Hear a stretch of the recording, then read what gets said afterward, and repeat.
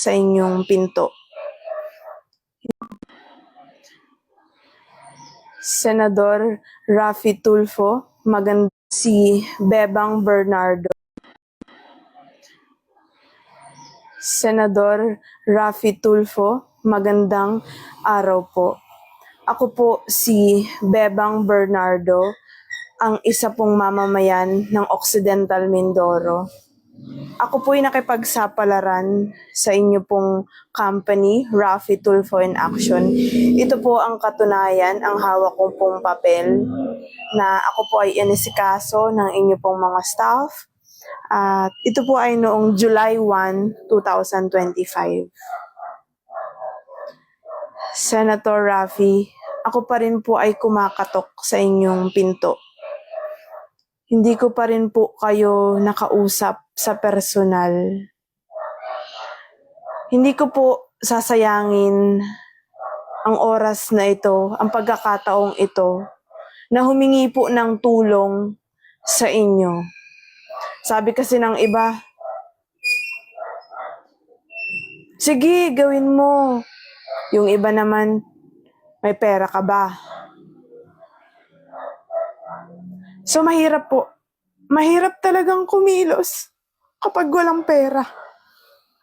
Pero hindi yun ang iniisip ko. May katawan ako. Pumunta ako sa Maynila. July 1, 2025. Inasikaso ako ng Raffy Tulfo in Action staff. Pinakinggan nila ako. Ngunit, yung hiling ko po, si Senator Raffy Tulfo po sana ang makarinig ng aking pong saloobin. Kung ano po yung isinulat ko doon sa form sa Raffy Tulfo in Action, gusto ko po sanang si Senator Raffy Tulfo ang aking makausap. Ito pong t-shirt na suot ko, binigay po ito ni Ma'am Shari. Yan, kung nakikita niyo po sa Raffy Tulfo in Action, si Ma'am Shari, binigyan niya po ako ng 5 t-shirt. Habang may buhay, may pag-asa.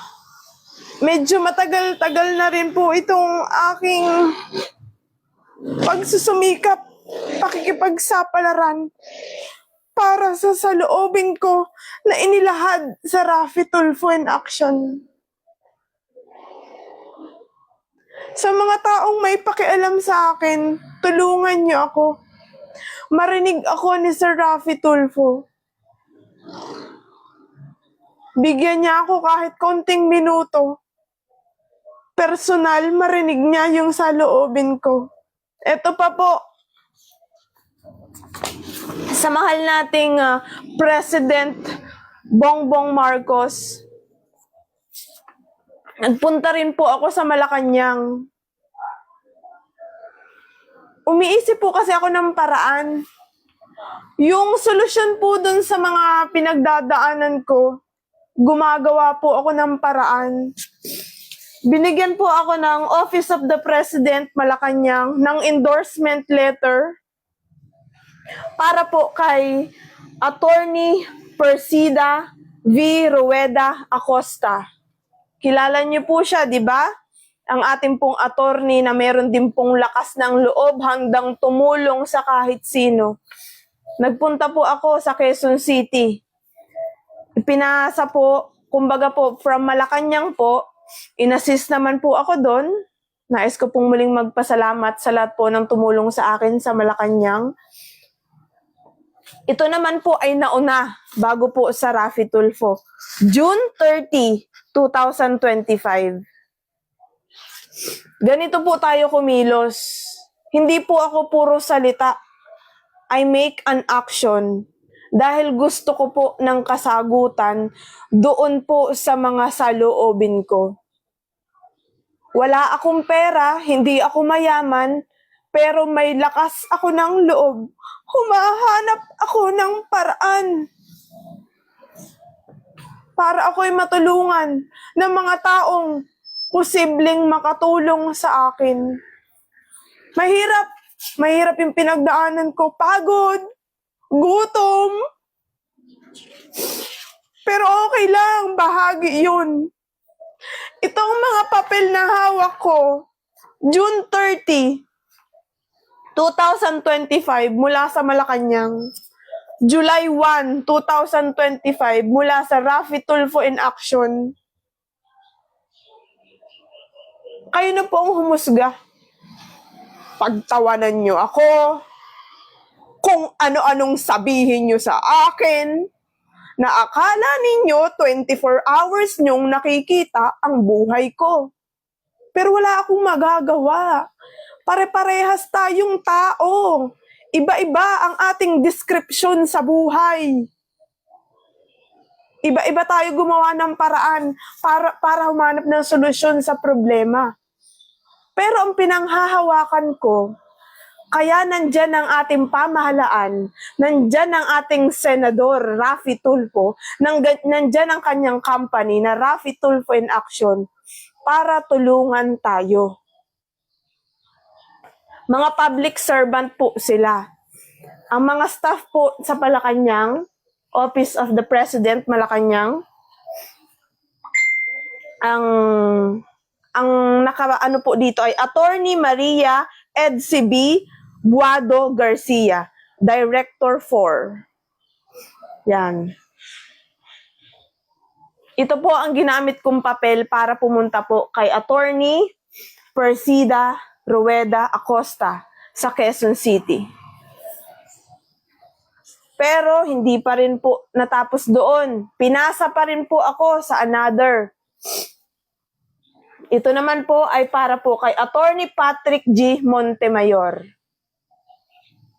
Endorsement din po ito para sa Public Attorney's Office. Sa mga attorney po. Ngayon, may oras pa naman po ako.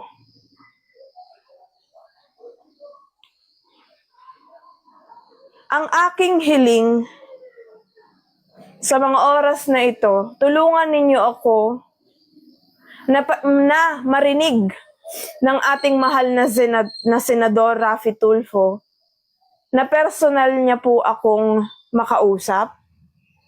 Yun po kasi yung hindi nangyari. Doon po sa office ng Raffy Tulfo in Action, inassist po ako doon. Sumulat po ako doon sa kanilang pinaka-paper po doon at in-interview po ako. And then binigyan po ako nito para kung saan po ako pupunta. Dalawa po yung ganito ko. Yung isa po may pinagpasahan ako. Hiling ko na tulungan niyo ako, samahan niyo ako. Marinig tayo ni Raffy Tulfo na pagbigyan niya ako kahit konting minuto. Personal ko po siyang makausap. Personal niya pong marinig kung ano po yung inilahad ko doon po sa kanyang office, sa Raffy Tulfo in Action, sa TV5 station po. Doon po kasi ang office nila.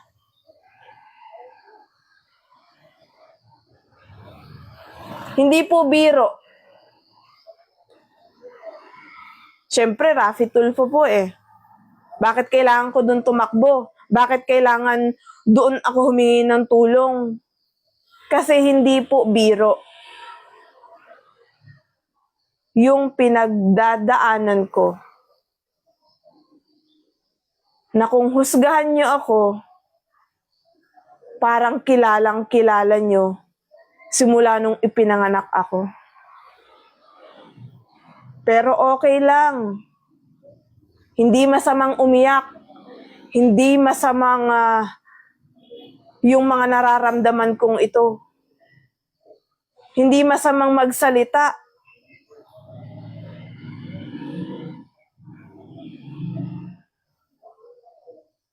Pag-uusapan nyo na naman ako.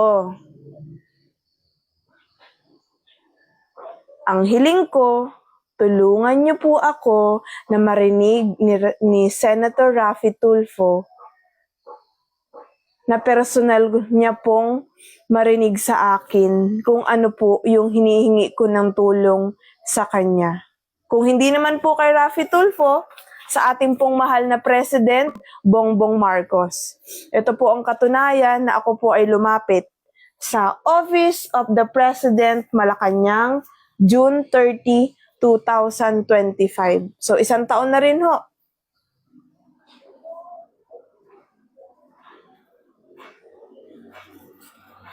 At sa lahat naman po na maaring hindi niyo ako lahat matutulungan, ang inyong